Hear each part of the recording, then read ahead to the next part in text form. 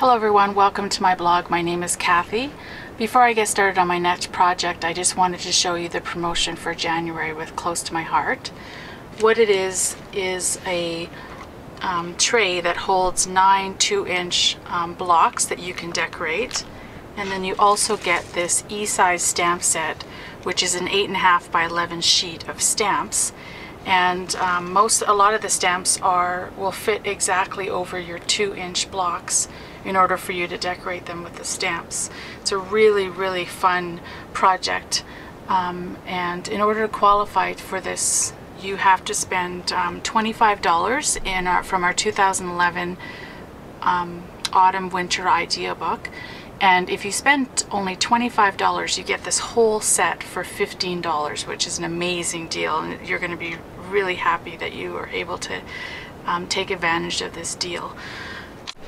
Okay, so in order to make the magic folding cube, you're going to need 8 out of your 9 blocks that you got in your Rock the Block campaign.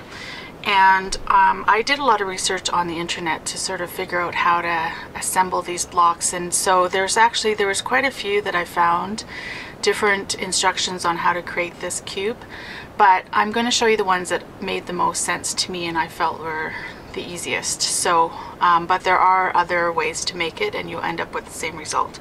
So what you're going to do is you're going to just take 4 blocks at the beginning and work with those.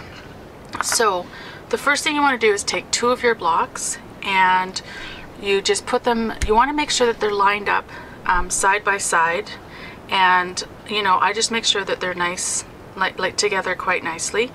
And then you're going to be putting, I use the red liner tape, and you just put 1 row on the tape, and then what you need to do is actually mark it. Just it'll be easier later on. So I call this side number 1, and I just mark a number 1 on the box. Now anytime you're making one of your hinges, it's imperative that you actually pull the hinge back and then turn it over and find where your hinge is, and then actually put another piece of tape over top of where your other hinge was. So, and then you want to fold it back and end up at your back beginning position. So that's the first thing that you need to do. And then the second one is you take your next block and you're going to be putting it on top of the left side of your one. You're going to be turning it and your adhesive is going to go on the side. So again, you put your adhesive down, you label it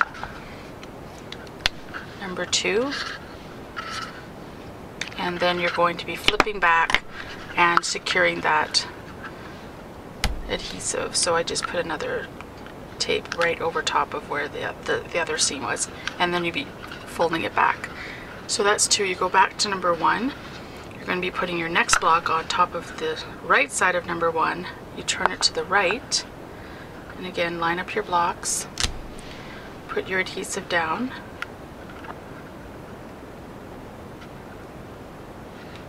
and then flip it back and put your bind. You just put a seam over the bind that you just did, like that. Okay, and then we're going to label this number 3. So I'm going to turn the camera off. You're going to be doing the exact same thing for your other 4 blocks. So when you go to the other blocks, this will be side number 4, this will be side number 5, and this will be side number 6. So go ahead and stop the camera now and do your 4 blocks and then come back and we'll start again. Thanks. Okay, now that you got those 2 blocks made, you're going to have the 1 with the 2 on this side and the 3 on this side, and then you're going to have the 4 with the 5 on this side and the 6 on this side. And what you're going to be doing is taking your 3 and your 5 and putting those at the front and having them facing you, and then you need to put your hinges on the top going this way and this way. So it's a little tricky because you're going to try and hold them together.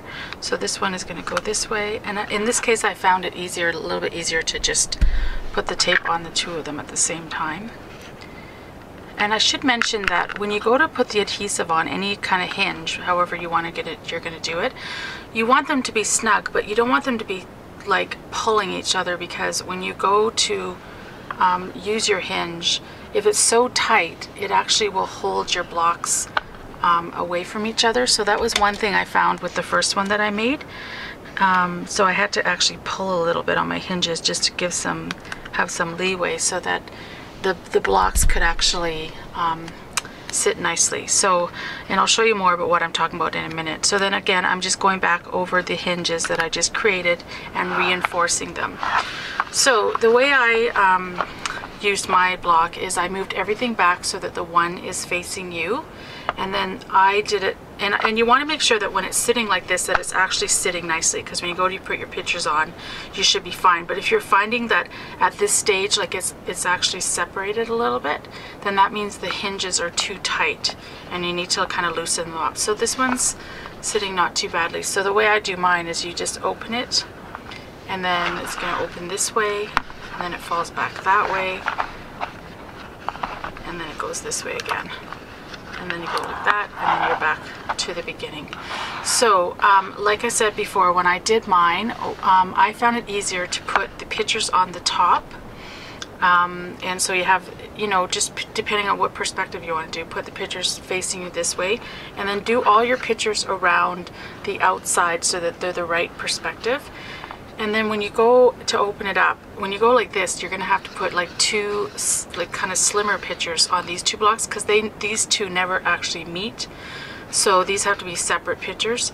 And then when you open it up, because you have to turn it this way to go to open it, to unfold it again, I found it was nicest to put the pictures running up down.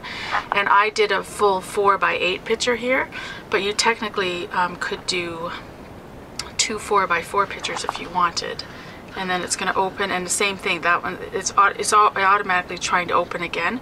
So in this case, it's going to be folding back. So again, you could put one full picture, or you could put 2 4x4 pictures.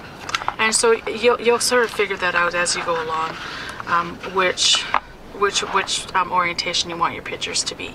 So I hope that that was helpful and that you're able to try it. Again, the adhesives that you use for the hinges, there was various sort of recommendations for that. Some people were using Scotch tape, and some people were using packing tape. I was a little bit worried about the photos and just having acid-free kind of products, so I chose to use the red liner tape that I know that is safe to use in scrapbooking. So that's the one that I ended up using. But yeah, there'll be other ideas. If you Google it, you'll find other ways that people have made their cubes. So I hope that you found that helpful.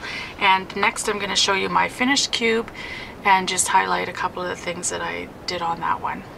Alright, hello everyone. So I'm just going to show you my finished copy of my Magic Folding Cube. So the way I did mine is I started with the very top picture, and then I found it easier to actually put all the pictures around the outside of the box so that you knew that you had the pictures the right side up. That was just what I found in my case. And then what I did is I started the Magic Cube so that it opens up like this. Okay, so the way mine opens up is it goes like that and folds down. Then when you turn it around to see the picture the right way, it's going to open up this way. And then again, you're forced to turn it around so you can see the pictures properly. And then by doing that, it naturally folds out to the next picture. And it just keeps on unfolding like that until you get back to the beginning. So I hope that you guys have the chance to make your own magic cubes. They're really, really fun, and also a great gift idea for anybody else that you might have in mind. And yeah, think outside the box and try this for yourself. Thanks. Bye-bye.